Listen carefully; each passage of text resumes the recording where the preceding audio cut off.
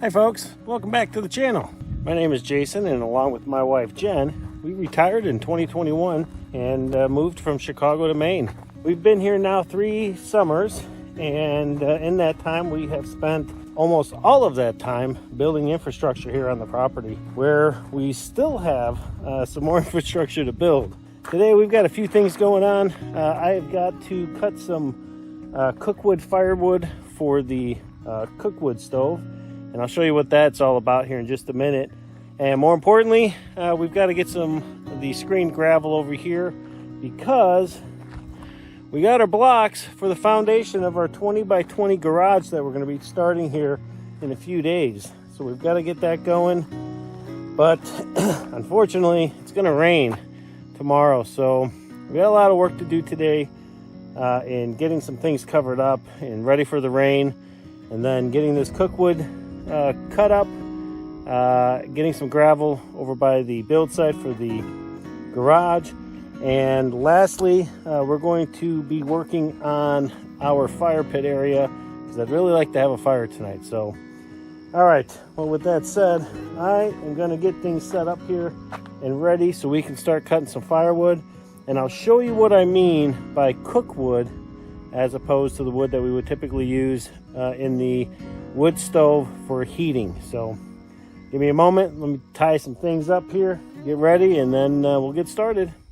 All right, so we got the tractor over here, and the next thing I got to do is start bringing some of these bigger logs here. But what I wanted to show you is the difference between the firewood that we use to heat the cabin with and the firewood that we use to cook with. So for comparison here, what I'm going to do is I'm going to show you one of these. That is the size of the firewood that we're going to be cooking with. In comparison, it is really tiny compared to the firewood here that we use to heat the cabin with. Not so much with that one there, but you know, this one here, you can kind of see the size difference, you know, of these. So it's important that we use these small pieces when we're cooking, because unlike a gas stove where we can turn a dial and the stove will actually maintain the temperature, with a wood stove we have to maintain it by adding wood to the box. So to get the temperature, we'll throw in some logs, we'll get the temperature, and then as the temperature begins to drop, we need to throw another small log in to bring the temperature back up. So even though we can't maintain a steady line of temperature, it's more going to be like up and down, we can get it to hover around the temperature we need. And this is mainly for baking. Now when we're using the stovetop, well, we just need heat in that case, and so we throw some of our logs in, we'll get the heat, and then we do our cooking on it. So, but again, in order to maintain temperature, we've got to throw in some more logs, and throwing those smaller ones in there, they're going to catch fire easier, they're going to catch fire quicker, and they're going to burn quicker for us, so that we can, again, monitor the temperature of that stove. All right, well, I've talked enough, let's get to work.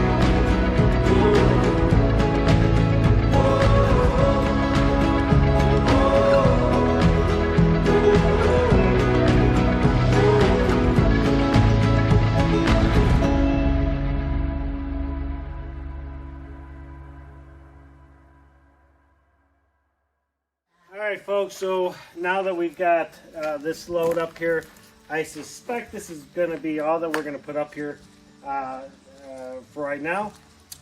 With winter coming, we want to make sure that we've got all of the firewood in place long before the first snow flies. So I don't know how much wood we have here in terms of how long it'll last, but we're going to certainly find out soon enough with winter coming. So now that this is filled, we're going to move on to the next project and keep busy.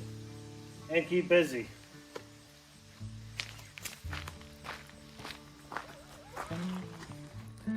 Walking out to our wood lot because I want to show you what I did here. We had a mud hole back here, and I took some big chunky rock gravel and filled up the mud hole.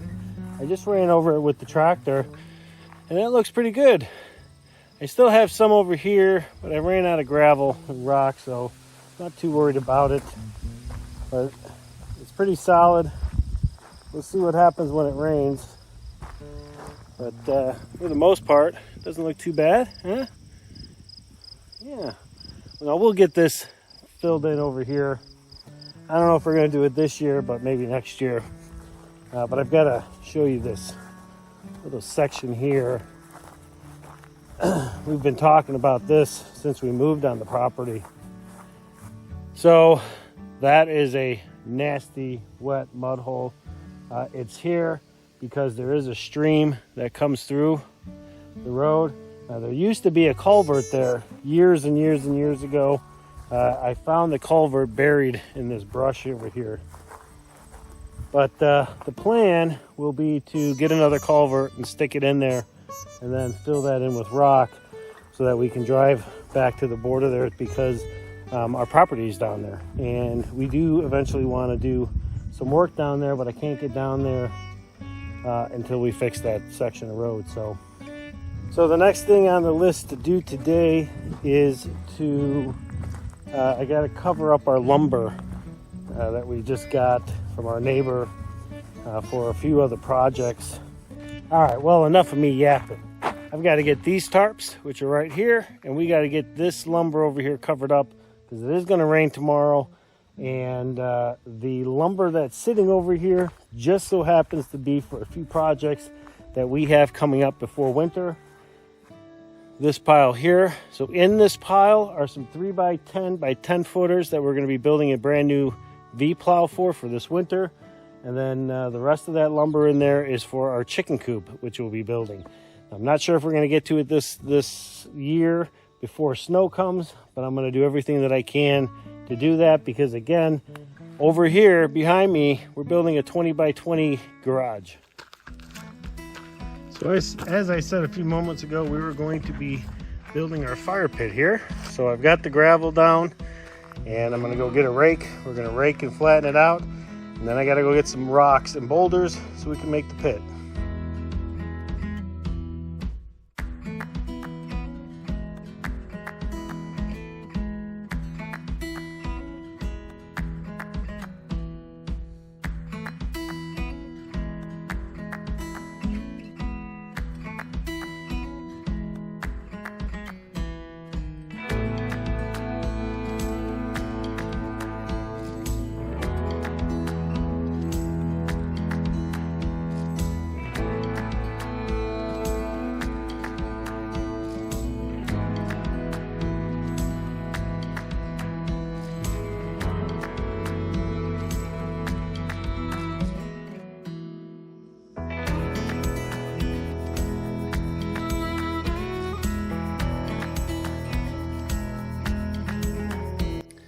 Well, we have fire. This is the first fire pit that we've had on the homestead since we moved here.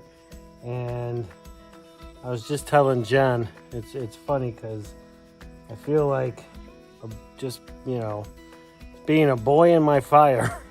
I'm pretty happy about it. Yeah, it's a little, with the rocks, I used what I could, but it's a fire. It's a fire pit. It'll probably, grow and get better over time, but for now, that's going to work just fine.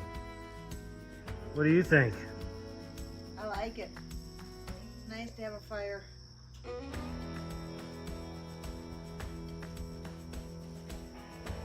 You know, it's taken us nearly 3 years to get a fire pit. And that's okay, you know. We wanted to make sure that we put it in the right spot. And for us, it's all about timing. And having this fire pit means that now Jen and I can come out here and sit, have a drink, watch the fire in the evening to help keep the bugs away, close enough to the house that it feels homely now.